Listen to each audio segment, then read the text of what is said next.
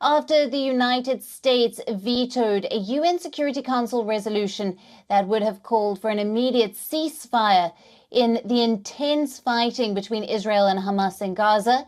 Iran has now warned of an uncontrollable explosion in the situation in West Asia.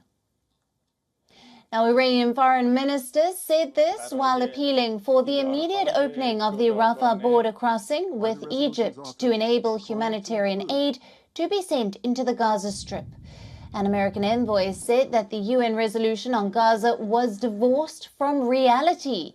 He attacked the resolution's sponsors, criticizing them for rushing it through and leaving the call for an unconditional ceasefire the Council's unchanged. demand that all parties comply with their obligations under international law.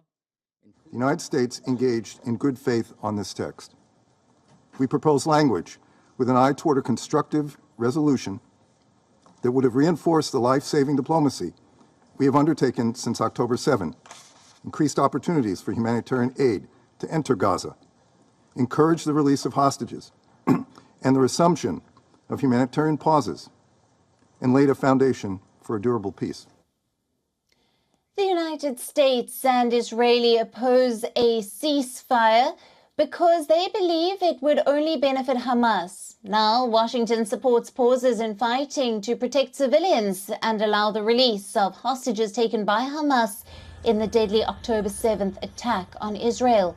The U.S. had offered substantial amendments to the draft, including a condemnation of the October 7th Hamas attacks. Meanwhile, 13 other members voted in favor of a brief draft resolution put forward by the United Arab Emirates, while Britain abstained.